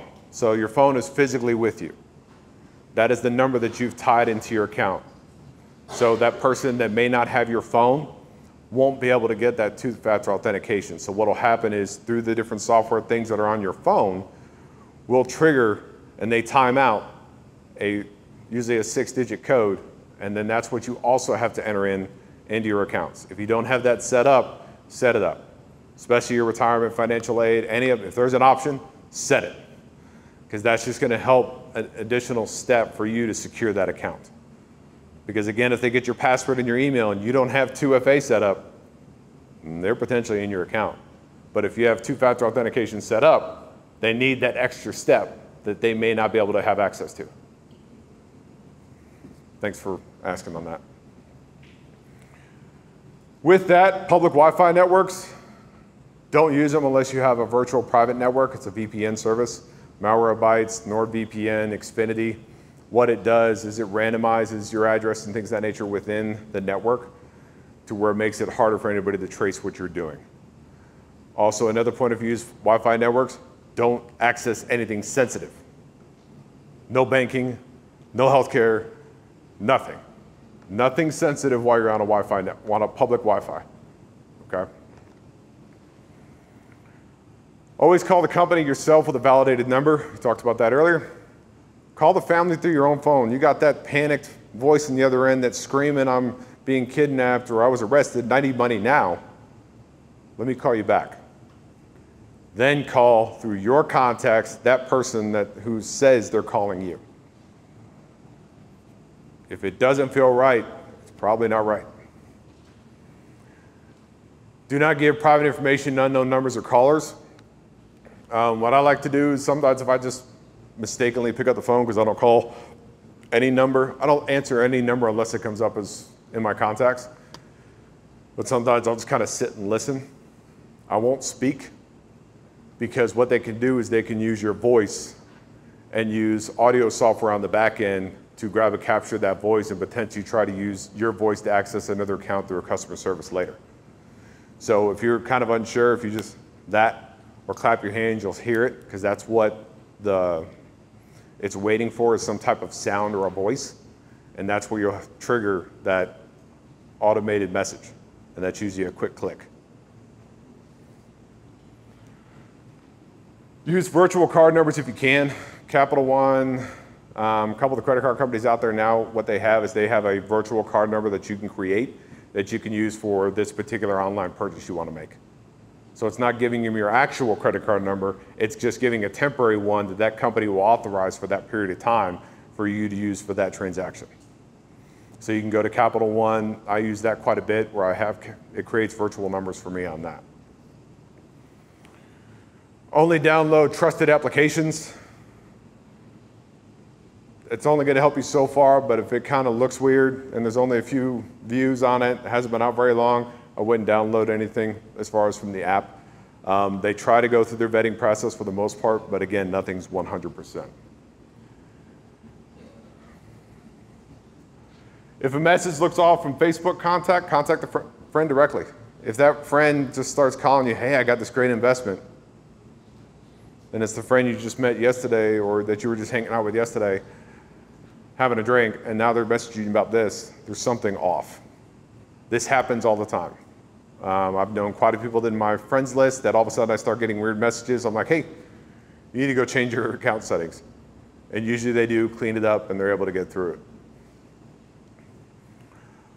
Monitor notices of companies being hacked. You will get these letters. They don't have to notify you immediately, but there is kind of like a grace period where they usually try to send it out, this letter, hey, you get this free monitoring software because we had a compromise. You get this because we had a compromise. Monitor your credit. If there's something off, something weird, but that also, it comes to your credit, but also monitor your accounts. If I got notification from a company that I use for financial records that they've been compromised, I'm going through and changing everything. Passwords, you name it, it's getting changed. You've got to be mindful, just don't throw them out. Again, with that, you may get an email about that. I'll get to you 1 second, sir. You may get an email about it, and they may have a link of more information on this weird email. Contact the company directly, or contact a good number directly before you start clicking anything on an email. Yes, sir.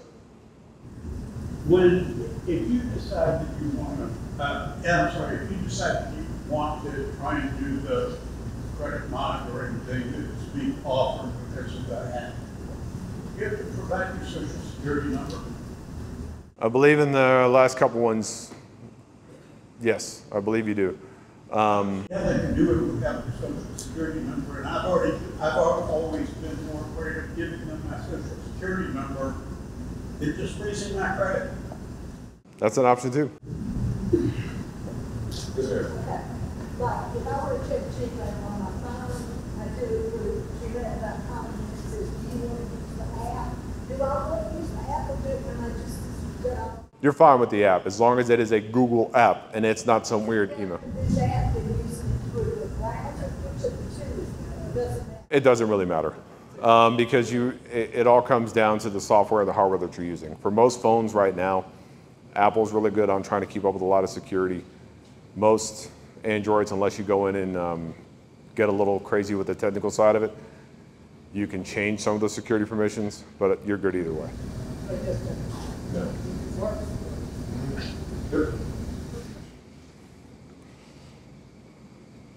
The biggest thing with technology to remember, it's not infallible. We, as in human beings, are creating the code and designing this stuff. We're not perfect, neither is the technology. Okay, so it's going to have bumps. It's going to have hiccups. That random thing on your screen, because I get these two, random thing on your screen, doesn't necessarily mean that, you know, some country has now hacked your phone and has access to all your information. It could be the phone is having a bad day. Okay, I do get this quite a bit as well, where people will come in, well, my screen twitched, somebody's on my phone. Let's slow down. Why would somebody be on your phone? Well, I don't do anything. Are you with the CIA, NSA? No, okay. Let's figure it out and let's figure what we can do from there. For the data breaches, most of it's us. For the victims that come through either our office or the fraud office, it's not because there was some weird security thing that was able to be accessed and that nobody knew about and got in. Most of it's because of us. It's because we clicked the link, we answered a call, we sent them some money. Most of it falls on us. Slow down, think. Is this right? Is it not? Should I be doing this? Should I not be doing this? Shoot, I've had some people call me right after they got a phone call and trying to figure out what they're doing. And I'll walk them through it. I had one guy scared out of his mind. He clicked on an email. The email put on a malware screen on his computer and said there was child pornography all over his computer and the police were coming unless he asked for technical support. That's not a thing. We don't get random reports like that. But he freaked out, hired the technical support person. That technical support person remoted into their computer and was doing all kinds of things. Oh, you need to get this fixed, you need to get this fixed. And he started paying him. And then about 3 months later, they call back, hey, we found something else, we need more money from you. And this was months in before he finally called us. So I walked him through, hey, you need to just wipe it, you need to get a new system, but you need to cut your, well, are they gonna come? I doubt they're gonna come after you. They want just the money from you. Slow down, that's the biggest thing. And it's not 100% secure. Anything you put out there, we don't have a magic button to get back. Okay, the messages, pictures, your information got leaked, we have no magic button to get it back. So just be mindful of what you're putting there, use your 2FA, have your password management, make sure you take your security serious, and act on it. All right, thank you very much, folks.